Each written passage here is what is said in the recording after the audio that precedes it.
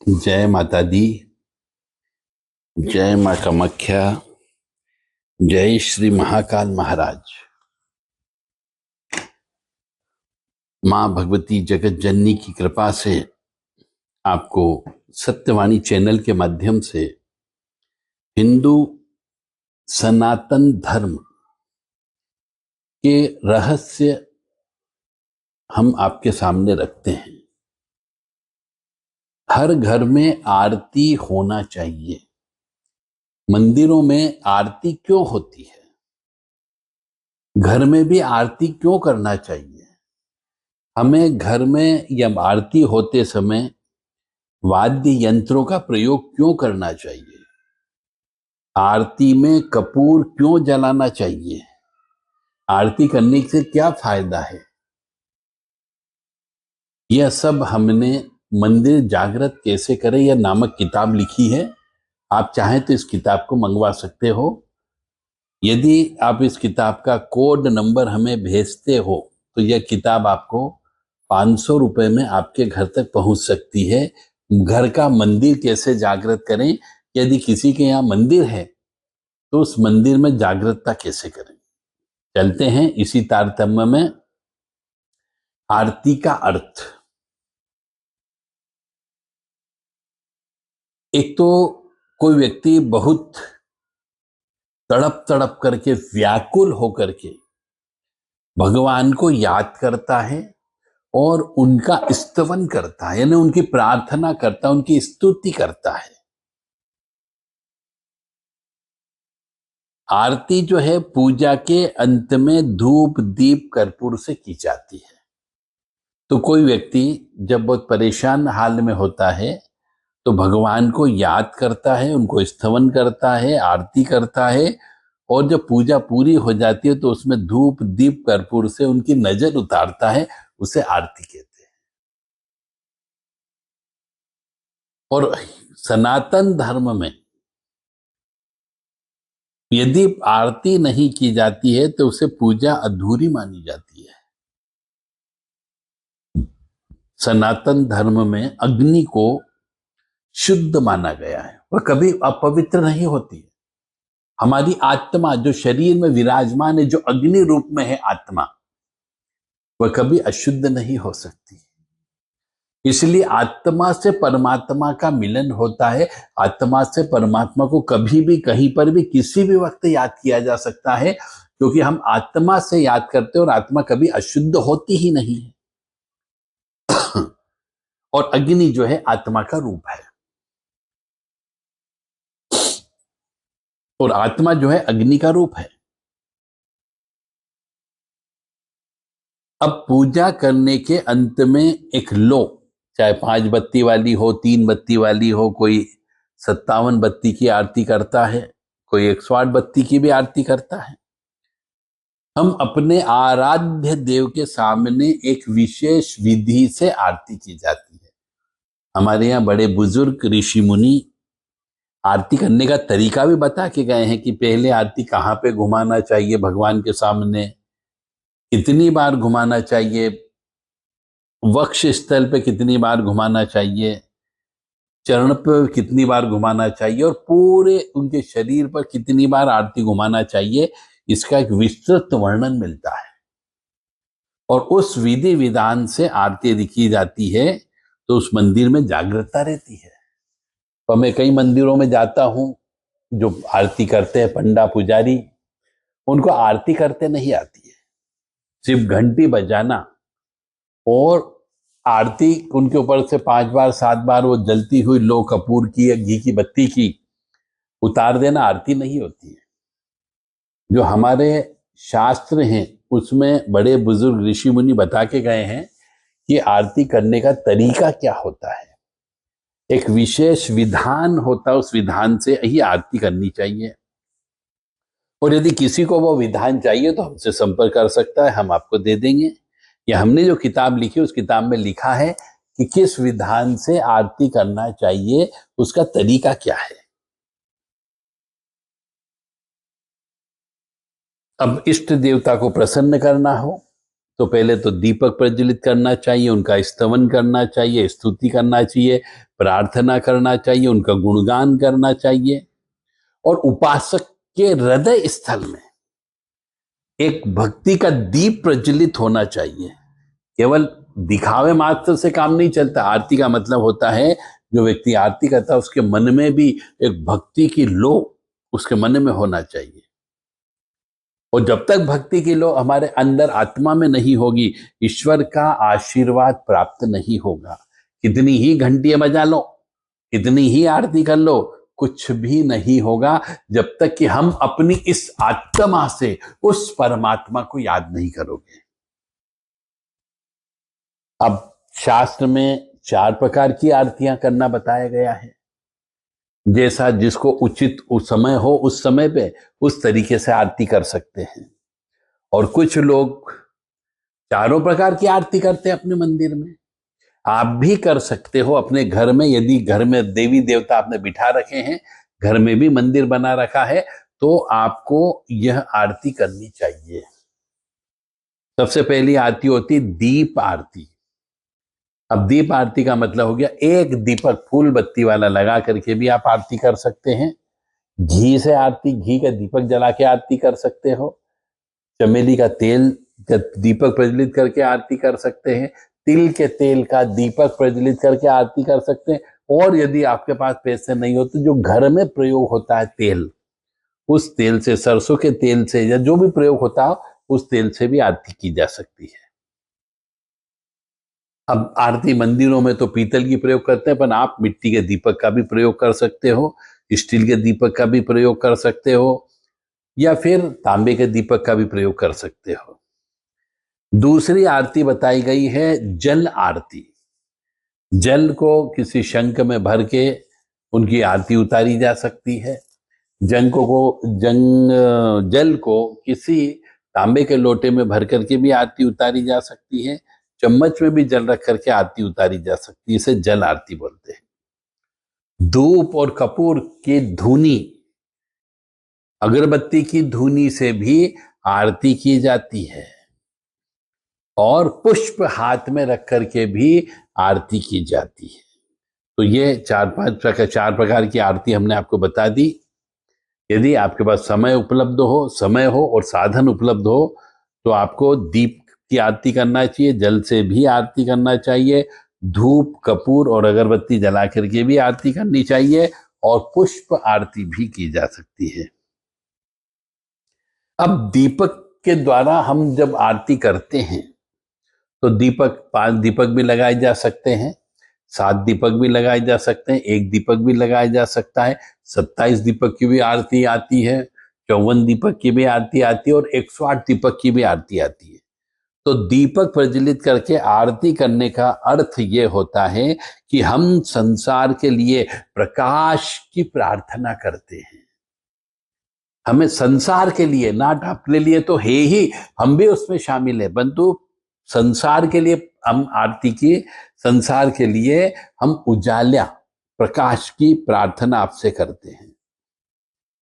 क्योंकि उजाला है तो सब कुछ है, जीवन में उजाला है तो सुख, समृद्धि, शांति है, अन्यथा अंधेरा है। जल आरती करने का हमारा आशय यह होता है कि हम जीवन रूपी जल से भगवान की आरती करते हैं, क्योंकि जल ही जीवन है। जल नहीं होगा तो जितने भी जीवात्मा है सब मर जाएंगे। और धूप से, कपूर से, अगरबत्ती से वो आरती करने का मतलब है सुगंध का प्रतीक होता है। हम वातावरण को सुगंधित करते हैं, मन को प्रसन्नचित्त करते हैं, इसका अर्थ ये होता है। और अगली आरती होती है पुष्प आरती। पुष्प आरती के साथ साथ हम ढोल, नगाड़े, तुरही, शंख, घंटा और भी अन्य वाद्य यंत्र जो भी होते हैं हम उनको बजाते हैं। तो आरती एक प्रकार से एक विज्ञान है। और इन वाद्य यंत्रों का जब हम प्रयोग करते हैं, तो इस ध्वनि से, वाद्य यंत्रों की ध्वनि से रोगाणुओं का नाश होता है, वातावरण में पवित्रता बनती है। इसलिए मंदिरों में घंटे से आरती के समय घंटा बजाया जाता है, तुरही बजाई जाती है, शंख बजाया जाता है, नगाड़े बजाए जाते हैं, क्योंकि इसमें पॉजिटिव एनर्जी ज्यादा होती है और रोग प्रतिरोधक क्षमता, लड़ने की शक्ति मनुष्य में उत्पन्न करती है। तो जो व्यक्ति इन चीजों के माध्यम से मंदिर में आरती करता है वह व्यक्ति बीमार भी नहीं पड़ता है, क्योंकि रोगाणुओं का नाश होता रहेगा। वो वाद्य यंत्रों के सामने उसकी जो कंपन्नता होती है, उसकी जो चुंबकीय शक्ति होती है, उसमें जो वाद्य यंत्र बजाने से जो करंट उत्पन्न होता है उससे रोगाणुओं का नाश होता है।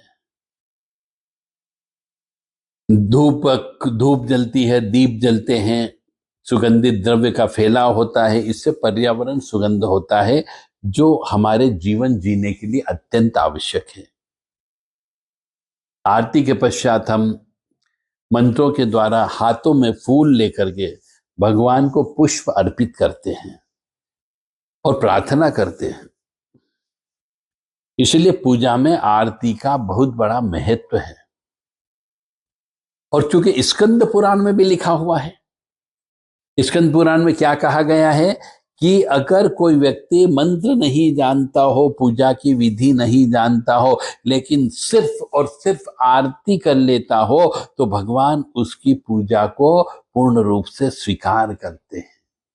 यानी आरती करना कितना जरूरी है। आरती करने से उस देवी की, देवता की, या स्थान के देवता की, या जिसकी हमने पूजा की, उनकी नजर भी उतरती है, भगवान की नजर उतरती है। इसलिए आरती करना अनिवार्य होता है। और आरती करते समय भक्त के मन में ऐसी भावना होनी चाहिए, वह पंच प्राण यानी हमारे य र ल व श ह, पंच महाभूत जिनको कहा जाता है, उन पंच महाभूत प्राणों की सहायता से ईश्वर की आरती कर रहा है। पंच महाभूत का मतलब हो गया धूप, हवा, पानी, अग्नि, स्थूल, इन सब से मिलकर के ये पंच प्राण बनते, जिनको हम पंच तत्व कहते हैं। तो हम भक्त यदि आरती करता है तो उसके अंतर मन से ईश्वर को पुकारना पड़ता है, और यह जो हम पुकारते हैं वह पंच तत्व की सहायता से ईश्वर की आरती उतारते हैं। और कोशिश की जाए कि जब भी आरती की जाए घी से आरती करना चाहिए, वह भी देशी घी से आरती करनी चाहिए, क्योंकि घी की ज्योति जीव आत्मा की ज्योति का प्रतीक मानी गई है। और यदि कोई भी भक्त अंतर मन से ईश्वर को पुकारता है तो यह पंच तत्व की आरती कहलाती है। हर मंदिरों में आरती करने का अलग अलग समय है। कहीं पे 3 बार आरती होती, कई बार 5 बार आरती होती है, और कई बार हर एक एक घंटे में भी कुछ लोग आरती कर लेते हैं। कोई भी धार्मिक समारोह करें, त्योहार करें, पूजा करें, अनुष्ठान करें, अंत में आरती अवश्य करते हैं।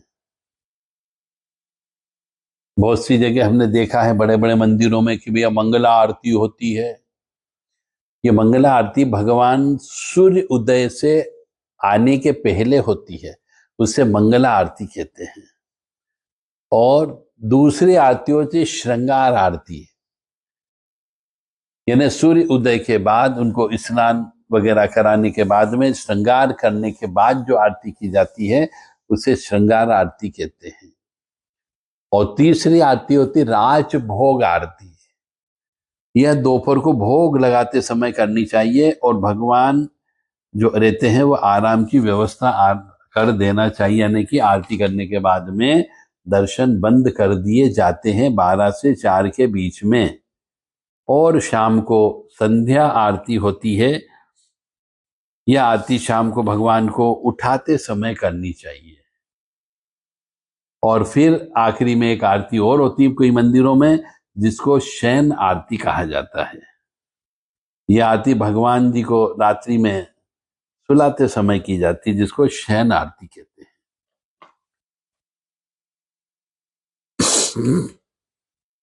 अब आरती करने का तरीका तो आप सब जानते ही हैं कि एक पीतल का या तांबे का एक शुद्ध पात्र लेते हैं और हमेशा विषम संख्या में होना चाहिए। 1, 3, 5, 7, 11 इस प्रकार की बत्ती रख सकते हैं। घी में डुबो करके रखना चाहिए और घी नहीं हो तो फिर कपूर से आरती आपको करना चाहिए। और सामान्यतः मंदिरों में हमने देखा है 5 बत्ती वाली आरती की जाती है। 5 पंच देव का प्रतीक है, ये मान लीजिए। ये हमारे पंच तत्व का प्रतीक है, ये भी मान सकते हैं। तो हर मंदिर में पंच आरती होना चाहिए, मतलब 5 बत्ती की आरती अवश्य करनी चाहिए, जिससे फल अच्छा प्राप्त होता है। तो इसको पंच प्रदीप भी कहा जाता है। तो जो भी हमारी इस आवाज को सुन रहे हैं, अपने घरों में यदि आप एक बत्ती से आरती करते हैं तो वो एक बत्ती की आरती करना बंद करके 5 बत्ती जो घी में डूबी हुई हो, देशी घी में, शुद्ध सच पूजा वाला घी, डुप्लीकेट घी या डालडा घी का प्रयोग नहीं करना है। अन्यथा आप तिल के तेल का प्रयोग कर सकते हो, यदि देशी घी आपके शहर में उपलब्ध नहीं हो या आपके पास में इतना धन नहीं हो तो दीपमाला से आरती करें सबसे पहले। फिर दूसरी जल से भरे शंख से आरती करनी चाहिए। अब इसमें भी बहुत सी जगह नियम बताया गया है कि किसकी आरती शंख से उतारी जा सकती है और किसकी नहीं उतारी जा सकती है, इसका भी ज्ञान आपको होना चाहिए। तीसरी आरती धुले हुए वस्त्र से करनी चाहिए। कई मंदिरों में आपने देखा होगा जब आरती चलती है तो बहुत लंबी आरती चलती है। दीपक से आरती करते हैं, फिर जल भरे मटके से या लोटे से आरती करते हैं, शंख से आरती करते हैं, धुले हुए वस्त्र से आरती होती है। और फिर चौथी आरती आम या पीपल आदि के पत्तों से की जाती है। और 5वीं साष्टांग अर्थात शरीर के 5 भाग, मस्तिष्क, हृदय, दोनों कंधे, हाथ व घुटने से आरती की जाती है।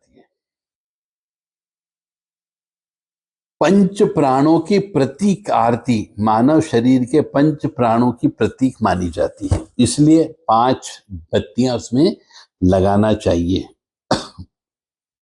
आरती की थाली या दीपक जो होता है, इष्ट देव की मूर्ति के सामने ऊपर से नीचे गोलाकार रूप में घुमाई जाती है, क्लॉकवाइज। और इसकी घुमाने की भी एक निश्चित संख्या हो सकती है और गोले के व्यास भी कई हो सकते हैं। और आरती गान समूह में गाते ही हैं, जैसा कि आप जानते हैं। संगीत भी दिया जा सकता है बीच में और बार बार रिपीटेशन भी किया जा सकता है। आरती करने के बाद में जो मंदिर के पुजारी जी होते हैं, उपस्थित जो भी भक्त समूह उपस्थित होते हैं, उनको आरती देते हैं और वो लोग अपने दोनों हाथों को नीचे को उल्टा कर जोड़ लेते हैं और आरती को घुमा करके अपने मस्तक को लगाते हैं।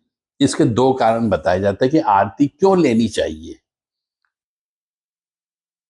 एक मान्यता के अनुसार ईश्वर की शक्ति उस आरती में समा जाती है, जिसका अंश सभी भक्त मिलकर के अपने अपने मस्तक पर ले लेते हैं। इसलिए देवी देवताओं की जब आरती होती है तो उस आरती को अवश्य लेना चाहिए। और दूसरी भी मान्यता है कि एक तरीके से आरती करने का मतलब है ईश्वर की नजर को उतारना या ईश्वर की बलाएं ली जाती हैं। तो भक्तजन उनकी ईश्वर की अला बला को अपने ऊपर लेने की भावना करते हैं।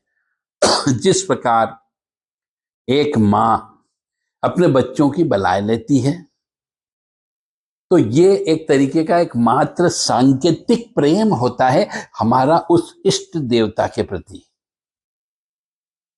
जिससे हम प्रेम करते हैं। यानी कि हमारा एक तरीके का समर्पण व प्रेम जताने का तरीका है आरती लेना। तो ये थी पूरी आज आरती के बहुत से रहस्यों के बारे में हमने बताया। यदि आप घर में आरती करते हैं, मंदिर में आरती करते हैं और गलती कर रहे हैं तो कृपया इसको सुधारें, ताकि आपको अपनी भक्ति का पूर्ण फल प्राप्त हो सके। मनुष्य कई बार हमसे प्रश्न करता है कि साहब हम इतने दिन से भक्ति कर रहे हैं परंतु हमें भक्ति का फल प्राप्त नहीं हो रहा है, हम पूजन भी कराते तो भी हमें प्राप्त नहीं हो रहा है। कोई कहता मैंने 10 लाख, कोई कहता 20 लाख, कोई कहता 1 लाख हमने मंत्रों का जप कर लिया, परंतु किसी प्रकार का कोई भी हमें फायदा नजर नहीं आ रहा है या फिर उसका कोई फल प्राप्त नहीं हो रहा है। तो पहली बात तो आपसे सबसे कह दूं कि भगवान का नाम यदि आप लेते हैं, चाहे तो आप अपने स्वार्थवश लेते हो तो फिर उसके फल मिलने में समय लगता है। आपका स्वार्थ होता है मेरा घर परिवार अच्छे से चले, मेरा स्वार्थ होता है, यदि आपका स्वार्थ होता है कि मेरी दुकानदारी या धंधा अच्छा चले, ये तो स्वार्थ की प्रकृति हो जाती है कि मैं आपका 1 लाख जब करूंगा मेरा धंधा बढ़िया चलते से रहने देना, या धंधा नहीं चल रहा तो उसको चलाने के लिए आप करते हो, तो ये सब स्वार्थी चीज हो गई। तो भगवान से हमेशा निस्वार्थ मांगना चाहिए और भगवान की निस्वार्थ आराधना करना चाहिए। तो आरती करते समय यदि इस प्रकार की कोई गलती कर रहे हैं जो मैंने बताई है तो उसको आप सुधार लें, ताकि आपके द्वारा की गई पूजा पाठ संकल्प का आपको फल प्राप्त हो सके। क्योंकि ये चीज आपको कोई नहीं बताने वाला कि आप आरती में क्या गलती कर रहे हो, क्योंकि कोई व्यक्ति आपको बोलेगा नहीं, क्योंकि टोका टाकी नहीं करेगा, नहीं तो आप कहोगे लो साहब ये मेरे को सिखाने लग गया, बहुत बड़ा वाला बन गया। तो मेरा धर्म था आपको ज्ञान देना, लेना या नहीं लेना यह भी आपके ऊपर निर्भर करेगा। बस मैंने इसलिए आपको बता दिया कि यदि आप भक्ति कर रहे हैं, पूजा पाठ कर रहे हैं और यदि उसका आपको प्रॉपर सही तरीके से लाभ नहीं मिल पा रहा हो, घर में सुख शांति नहीं मिल पा रही हो या फिर आपको आनंद की अनुभूति नहीं होती हो, तो कृपया इसमें से जो परिवर्तन कर सकते हो वो परिवर्तन करें और इस नियम धर्म से चलने का प्रयास करें, कोशिश करें। मैं पुनः कहूंगा इसमें जो बहुत विशेष चीज ये है कि आपको आरती करें, दोनों समय आरती करें कम से कम घर में, और देशी शुद्ध स्वच्छ घी से बत्ती डुबाओ करके देसी घी से ही आरती करें, ताकि आपको पूर्ण फल की प्राप्ति हो सके। और आरती कैसे करें, किस प्रकार से करना चाहिए, कितनी बार घुमाना चाहिए, कहाँ कहाँ घुमाना चाहिए, यदि इसका पूरा विस्तृत आपको चाहिए कि मंदिर को जागृत कैसे करें कि भगवान आपके ऊपर आशीर्वाद रखें, अपने मंदिर को कैसे जागृत करें कि मंदिर में जो व्यक्ति आए उसका काम हो जाए, तो इसके ऊपर हमने एक किताब लिखी है जो कम से कम 250 पेज की किताब है। आप चाहें तो इस किताब को प्राप्त कर सकते हैं। इसका कोड नंबर है 1968, केवल 1968 लिखना, सन 1968। तो यह किताब आपको विशेष डिस्काउंट के साथ केवल 500 रुपए में आपके घर तक पहुंचाई जा सकती है। किताब लेने के लिए आप व्हाट्सएप कर सकते हैं 9893128047 और 7649862712 पर व्हाट्सएप करके उचित और कोई जानकारी चाहिए तो प्राप्त कर सकते हैं।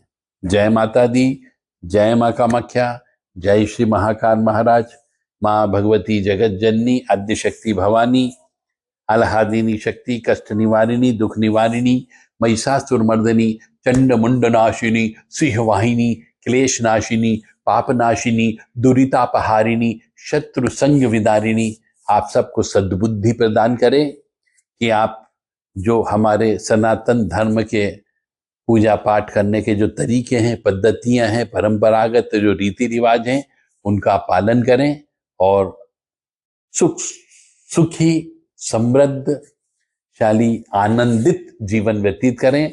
ऐसी कामना हम माँ भगवती के चरणों में आपके लिए और मैं अपने स्वयं के लिए भी करता हूँ। जय माता दी। ओम मृत्युंजय महादेव त्राहि मां शरणागतम जन्म मृत्यु जरा व्याधि पीड़ितम कर्म बंधने। ओम मृत्युंजय महादेव त्राहि मां शरणागतम जन्म मृत्यु जरा व्याधि पीड़ितम कर्म बंधने। ओम मृत्युंजय महादेव त्राहि मां शरणागतम जन्म मृत्यु जरा व्याधि पीड़ितम कर्म बंधने। ओम शांति शांति शांति ही।